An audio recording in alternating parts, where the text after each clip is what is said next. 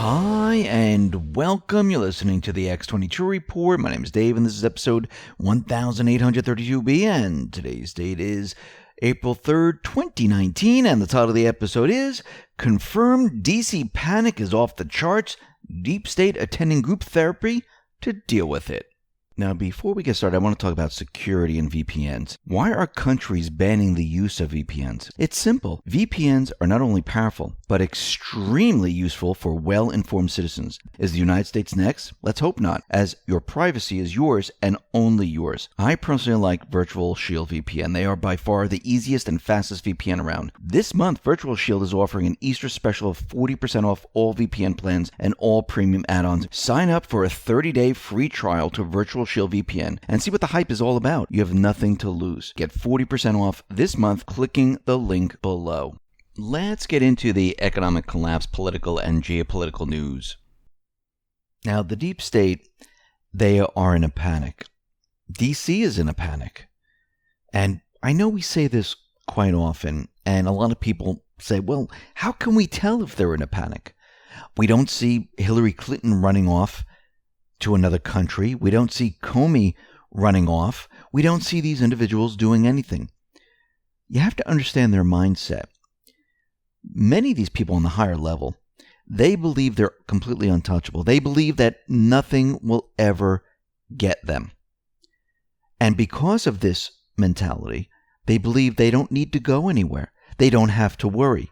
Think about it, because all these years, nothing has ever happened to them. They believe they're above the law. They believe that people have no power. There's no reason to run. If we run, that makes us look guilty. But you can see that there are certain individuals within DC that are panicking. They realize something is not right. They realize things are not going in the right direction. I mean, if you look at Kamala Harris and many others, they're going off the deep end. They're worried. They're afraid. And she was giving a speech to the Human Rights Campaign fundraiser in Los Angeles. And she said something very interesting. And this should tell you quite a bit. That individuals in D.C., they are worried. I won't say any more. Just take a listen to what she said. Born out of optimism, we win. And so I say this to say that these last 2 years and some months have certainly caused a lot of us to start speaking to an inanimate object called a television and to shout at that thing. It has caused a lot of us to go through individual and group therapy. It has caused a lot of us to feel a bit of despair and depression and anxiety and fear. Now, did you hear her voice? It was almost shaking. Did you hear what she said? They're afraid. They're worried. They're panicking. And they need help. This is panic. You can hear it in her voice. They're afraid of what's going to happen. And they might put on a happy face out in public like there's nothing wrong. We might see Hillary Clinton, she isn't running. We might see Comey not running, Eric Holder, Sally Yates, and the rest, all sitting by because in their minds, they believe they can't be touched. But somewhere back in the corner of their brain, they are worrying because they realize there are certain investigations going on. They realize that if Trump stays in office longer and longer, well, this is not going to be a good scenario for them. And this is why they've been trying everything they possibly can to get him out of office. But it's not working. It doesn't mean they don't have other tricks up their sleeves, which I do believe they have. I think we're not finished with the deep state yet. We haven't even gotten to the D class. We haven't even gotten to the OIG report. What do you think they're planning on? What do you think they're working on? You think they're just going to let that be released? No. They're going to try to sabotage the news cycle. They're going to try to block everyone from seeing it. They're going to try their last resort. That's what they're going to try to do. Now, Representative Alexandria Ocasio-Cortez, it looks like she's still in a bit of trouble here. Because on Wednesday, the Coolidge-Reagan Foundation, a First Amendment watchdog, filed another complaint against Representative Alexandria Ocasio-Cortez, this time targeting her campaign manager. And this complaint consists of 50 pages and levying more than 20 counts against Ocasio-Cortez and her manager, and the entities they created to carry out an unlawful dark money scheme. The complaint provides the most in-depth analysis of Ocasio-Cortez's various campaign finance violations to date. Now, of course, she's saying this whole thing is completely bogus. That, no, this is not true. You have nothing on me. But according to the complaint filed with the FEC in March, two PACs founded by Ocasio-Cortez, top aide, funneled over $1 million in political donations into two of his own private companies. So there seems to be a problem here, and it looks like they're digging deeper and deeper, and they're finding more and more about what they have done, and it's all coming to light. We see that Nadler went ahead and they had the vote to subpoena the Mueller report. They want it completely unredacted. They want the full report because Barr didn't comply with the April 2nd deadline. Did anyone think he was going to comply? No. He's going to give the report with redactions sometime in April. And I'm happy that Barr didn't bow down to Nadler and this ridiculous request, because it's Barr's job to make sure that there's nothing sensitive in this report. And he needs to read it over, and he needs to review it. Most likely, the report will be completely transparent. And just like George Papadopoulos tweeted out, I don't think it's going to be what they think it's going to be. I think they're still working on old intel, that Mueller was doing everything they wanted, where he went down all these different paths. They have all the documentation of Trump spending here, Trump's money going this way, what the Russians were doing, and I don't think it's really going to contain what they think it's going to contain. I think it's going to be something completely opposite, and they're going to be shocked. Just like when the Mueller summary came out, they were all defending why they were right. And now they're still defending why they're right while they order this report. Now, of course, they want this to be stuck in court. They want to keep this out in the public. They're using it as their firewall, but it's going to fail. How does Trump and the Patriots completely beat all this? They make it transparent and say, you didn't have to do that. We're going to give it to you anyhow. We were just baiting you, and you fell for it. Here's the report. Read it out loud to everyone, please. Now, Mark Meadows is out there, and he's accusing the Dems of playing politics in their attempt to subpoena the report from Mueller. And he says the report found no evidence of collusion between the campaign of Trump and Russia, and this is according to the summary released by Barr. Meadows said this was not a transparency subpoena. This was a 2020 subpoena.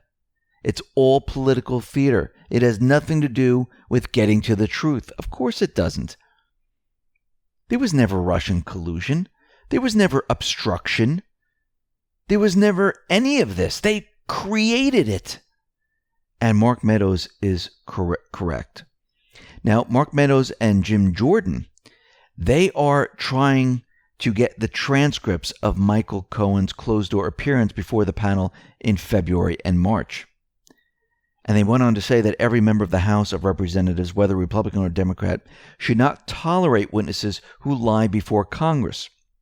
This is what Jordan and Meadows said. They wrote a letter to House Intelligence Committee Chairman Adam Schiff and Ranking Member of the committee Devin Nunes.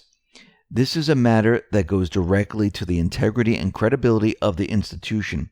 According to Jordan and Meadows, both members of the House Oversight and Reform Committee, Cohen made demonstrably false statements when he appeared in February before their panel. In February, they submitted a criminal referral to the Justice Department urging the agency to investigate statements made by Trump's former attorney, including his denial that he was interested in working for the White House. Now, House Oversight Committee Chairman Elijah Cummings has disagreed with the pair's characterization of Cohen's testimony, casting doubt on whether Cohen actually wanted to work in the White House, citing salary limitations. Now, in their letter, Jordan and Meadows said Cummings promised accountability if Cohen lied and is now delaying action on referring Cohen on the purported basis that he first needs to review Cohen's testimony to the intelligence panel. Wow, it's amazing. When they're asking for a transcript, they just don't want to give it. But they want the Mueller report unredacted and the full report. Wow, it's completely unbelievable. Now, it turns out that Nellie Ohr lied about her ham radio to Congress, and this is coming out of the conservative treehouse. And it always seemed kind of sketchy that at the same time Nellie Ohr began communicating with Christopher Steele and other government participants associated with the Steele dossier, she applied at that time for a ham radio license. Now, if we look at the Federal Communication Commission and we look at the report, we can see the dates when she applied and was granted the license, and it looks like it was May 23rd, 2016. But during a congressional testimony, Nellie Ohr was asked when and why she obtained the ham radio operator's license. Ohr testified she obtained the license in 2015, well before she began working for Fusion GPS. That's kind of strange, because if you look at the FCC, it says that it was granted 2016. Obviously, this statement conflicts with the FCC record. That's kind of strange. So let's continue. Just to make sure that the public FCC link date was correct and accurate, Technofog filed a Freedom of Information request to verify the application and approval date. The result was confirmation of May 23rd, 2016. So it wasn't in 2015. The application date matches the FCC public information record of May 23rd, 2016. So it's now confirmed that Nellie Ohr lied to Congress. So her whole entire story that she was just taking up a hobby and she just wanted a ham radio license because, she was just interested in it was a complete lie. So just like Mueller charged other individuals for lying to Congress, looks like Ohr should be charged for lying. Now, Judicial Committee Chairman Senator Lindsey Graham, he vows to bring former FBI Director James Comey back to Capitol Hill to testify about the origins of the Russian investigation. Graham said millions of Americans believe that the top level of the Department of Justice and the FBI, they wanted Clinton to win and Trump to lose. They manipulated the law to let her off, manipulated the facts and the law to go after Trump, and that's a big deal to a lot of people. He said, it's not my job to find out if crimes were committed, he said. It's my job to provide oversight of the executive branch. Did they bend the rules? Did they break the rules to get an outcome? Did they mislead the FISA court? Do we need to change the rules about FISA courts? Are there any rules at all about counterintelligence operations? Why did you not tell Trump? You told Feinstein she had somebody on her staff working for China. Why didn't you go to Trump to tell him about suspicions about Russia? Was it a backdoor attempt to get into his campaign? So Graham is going after these individuals, starting with Comey. Now, it looks like Kamala Harris, Catherine Cortez Masto, and Dick Durbin, they introduced a bill called Dreamers. And what they want to do is they want to bring in the illegal individuals and allow them to work in government. I mean, think about this for a second. Those individuals that jump the border, enter this country illegally, they want them working for the government. So they're going to choose them over a legal citizen. They're going to allow an illegal person to work in the government. Now, do you think this bill is going to go anywhere? Most likely not. But you can see their thought process in all this. It's unbelievable. We see Trump right now, he's going to pursue executive crackdown on immigration. The White House right now, they're exploring all executive authorities in existing law that will allow an aggressive crackdown on illegal immigration and legal immigration fraud. There's going to be an aggressive effort to utilize every existing authority in statute. This is coming from Miller. Who's Miller? He's the senior advisor to the president. His name is Stephen Miller. Miller noted that the White House is systematically reviewing all authorities that are already on the books, both in terms of cracking down on illegal immigration and the abuse of our legal immigration system. The targeted abuse actions include illegal immigrants who overstay temporary visas, combating or addressing legal benefit seeking in the legal immigration system. There are approximately 1 million illegal aliens in the United States with the final removal orders that still remain at large. I believe there's a lot more than this, and I believe this is why the president wants a census. Miller gave one example of the type of executive action the administration can take. The presidential advisor noted that existing laws has a statute that allows for a significant financial penalty for every single day that an alien resides in the country after being ordered removed. This law has been on the books for a very long time and has not been utilized. So I think what they're doing, and they said what they're doing, is they're going back in time and they're going to use all the laws that are on the books. Those laws that were created by the Democrats, laws that were created by the Republicans. And they're going to use these laws against those who say, no, we shouldn't do this. But they're going to turn around and say, well, this was created by this individual. This one was created by this individual. I mean, these are your laws that you wanted on the books. We're going to use them now. And of course, wait until you see what happens once they push this forward. We see out in New Zealand, it looks like they are following through on gun control. They're passing the laws that are going to basically ban all semi-automatic weapons and shotguns. Now remember, this is the poster child of what the United States is trying to do and wants to do. And when I say the United States, I'm talking about those deep state players. They want to remove all the weapons, and they use New Zealand as the poster child to say, see, look what you can do. It is possible. And you hear certain individuals within government saying we should follow this. Actually, you hear mainstream media saying we should follow this. And they're trying to use this as a case. And they're trying to say we should do the same thing. We see out in Venezuela, Maduro, he is now allowing the Red Cross to distribute aid in his country.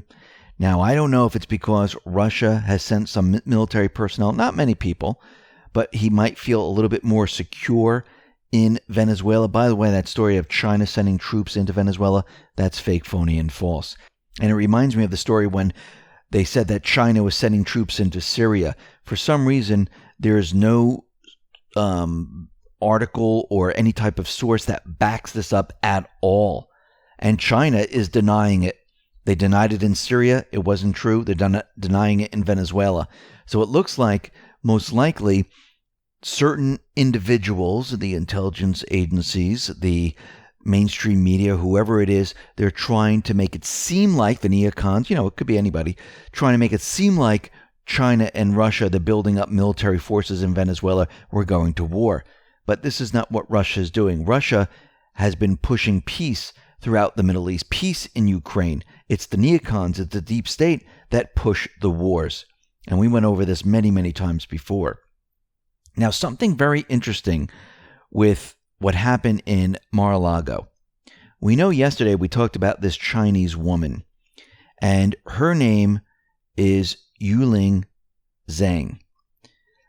And she was on the premises with a thumb drive, with malware, computer system, had 2 different passport IDs, and people are looking up this individual, And we're getting hits now that she might be a Google employee. Now, is she the same exact person? We don't know as of yet, but the names do match. Yuling Veronica Zhang, and she's a Google employee. Now, this is very interesting. Now, I'm not saying that she's absolutely a Google employee, but it's very odd that an individual with the same exact name is working for Google. Maybe it's a coincidence, and I really don't believe in coincidences, but it's very interesting that this individual was on the premises with malware